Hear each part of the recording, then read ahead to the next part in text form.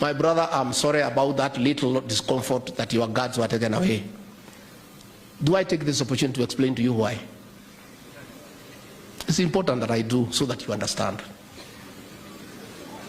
That chaos and mayhem that was in Nairobi that Wednesday for 5 hours, almost burning the country and bringing the country to a standstill. Then they announced that we'll have 3 days of that madness. We had to get prepared. We needed each and every police officer available for that work, because the ones we had were not sufficient. And the very logical decision by Kindiki and IG Kome, first get those ones guarding those who are doing the demonstrations to come and protect the people of Kenya. Where did you want us to get other policemen from? We had to get them from somewhere. And you start with those who are guarding the people who are arranging the demonstration. That is what we did. And we have had, you are going to have talks, well and good. But since I have not seen a commitment that you denounce violence and give Kenyans undertaking that you not go back to the streets, those policemen will stay on standby for now. If in the next 2-3 months you are of good behavior, there is no demonstration, there is no chaos, we shall return the men to you to guard you. Lakini saa hii haiwezekani, kwa sababu tunaweza warudisha warudi kwa hiyo maneno, si ndio? That is the truth. And I want to say, the security of this country is not negotiable. It is not negotiable. President William Ruto and I took the Bible in Kasarani before God and men, and so to protect the Constitution, to protect life and property. We welcome talks. We welcome non-violent ways of resolving conflicts. That we do. But we are on standby. Once beaten, twice, we are on standby. If the talks, Mheshimiwa Kimani, muendelee, musikizane, muendelee, polisi warudi kwa kazi yao.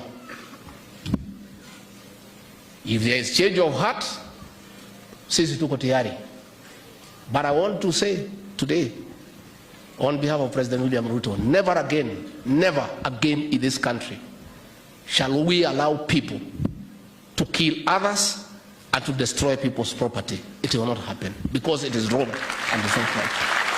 Mimi naona ule jamaa wa mitego ate akisema mimi ni mfanyikazi ya William Ruto, anijui. Na kama aliniona usiku, anijui vizuri. Mimi niko na tajriba mrefu sana katika mambo ya uongozi, sijaanza jana. Siku ile alikuwa naiba chakula ya relief, mimi nilikuwa profesa wa university nafundisha. Siku ile alikuwa dio akiiba chakula ya wananchi ndio afutwe kazi, mimi nilikuwa wakili wa Uhuru Kenyatta na William Ruto kule ICC. Niseme. Huyu mtu anaongea kama yeye ndiye ameumba hii dunia. Mimi ile kazi nimefanya, hata wakati hakuwa anywhere in leadership, I have been in leadership. Na asikize, mimi nimekuwa senator miaka 10. Mimi nimekuwa deputy speaker wa Senate. Mimi nimekuwa majority leader wa Senate. Mimi nimekuwa waziri wa usalama. Mimi nimekuwa vitu mingi. Yeye amekuwa nini? Yeye anaita watu one term. Yeye ndiye one term MP. Yeye alichaguliwa term moja MP. Na hiyo term kabla kumalizika hakuwa hata chairman wa kamati. Hakuwa hata chochote kule bungeni. Alikuwa backbencher. The guts to print ballots and give them to government. It's so sad. And they expect anybody to believe they can carry out a free and fair general election. They are going to set this country on fire. If those ballots are introduced tomorrow across the country successfully, because Kenyans will know, because the agents will be there, but the police will use force, those activities will be recorded, and it comes to the to the attention of the people of Kenya that IBC with the government want to introduce ballot papers that are pre-marked, Kenyans will be ready. And it will not be easy. And they will set this country on very, very, very serious tension for the next 2 years.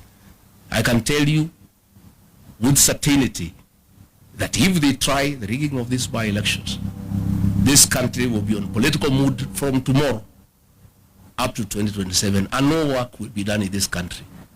People will be agitated, people will be angry, and people will not accept that a government can enforce, can force leaders on them. So let me ask the people not to fear, not to be intimidated, to go out and vote and protect the vote. They must remain vigilant under all circumstances, no matter the threats, no matter the level of intimidation. This is our country. We have no other country to go to, and the right to vote is absolute, and it must be protected under all circumstances. Thank you. Thank you.